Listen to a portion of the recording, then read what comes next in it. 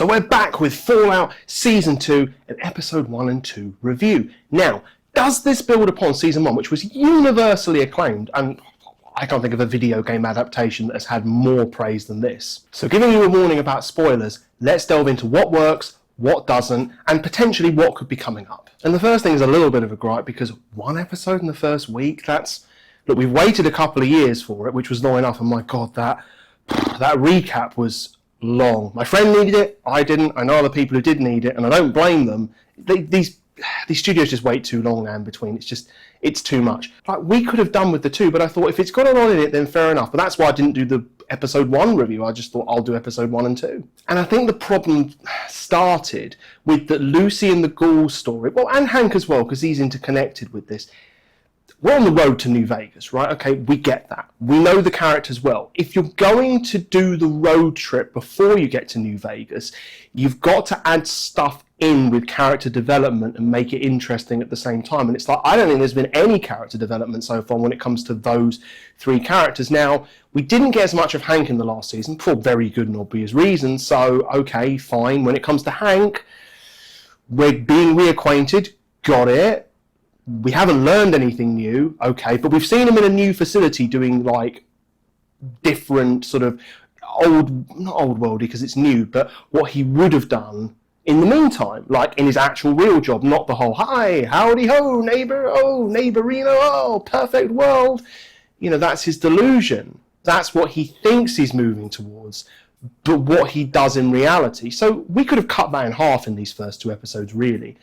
This didn't move that much on. We needed some of it, but not as much as we got. And then with Lucy and the Ghoul, like, we get the Ghoul was kind of like Lucy originally in the past. And by the way, the stuff in the past that we got in the first episode, that was all good. Great. But we get that he's jaded now. I mean, he's lived for a long time. Stuff's gone wrong. So he's doing the whole, you know, oh, I see the world through, you know, horrible eyes and everybody's bad and get that. And Lucy's like, oh, I actually am intelligent enough to realise that the world isn't as optimistic as I want it to be, but I want to help to fight, make it better. And I know that I'm being slightly naive with that. That we understand from the last season. We got that. Introducing the characters back, getting a little bit of that in, fine. Getting a bit of their story with a bit of flea soup in there, fine. But 2 episodes moving nowhere, where basically it's going to be the Ghoul going, I told you so, with the second episode where they're having the shootout with the bugs in the hospital and helping people that clearly, well, we don't know this until episode 3, but I'm going to be too nice to Lucy. I mean, the woman she saved even warned her. So what is it going to be? The Ghoul warning, or not a warning, saying, told you so. I mean, he didn't give her any information going into it or whatever was going on during the incident, so he made it worse. That's probably not going to be brought up. But that's old hat, that story, in terms of I told you so. And when it comes to the Ghoul, we're waiting for him to sort of gain some of his shine back in terms of the old me is slightly back and I've got slightly more optimism, but not loads.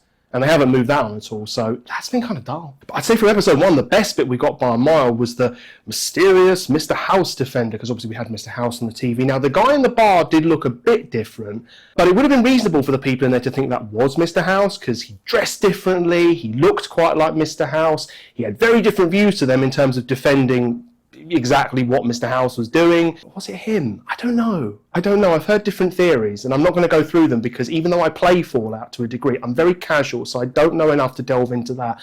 But it was interesting, and we loved seeing him be like, I'll offer you all these tens of millions of dollars that you're never going to see, which we, the viewers, knew. He must have known that he was never going to see that, this bloke. Beats the crap out of his friends. Mr. House's technology doesn't work completely perfectly, but it mostly worked.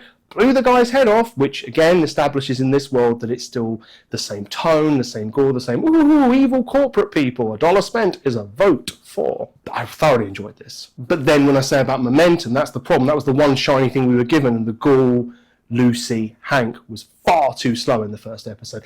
And the stuff with Norm, Lucy's brother, that's fine. I mean, we're waiting for him to find out about his father, but that's one of those where I'm like, I can see that being a build-up and where somewhat this is going in terms of like Norm leaving the facility, Norm learning more stuff.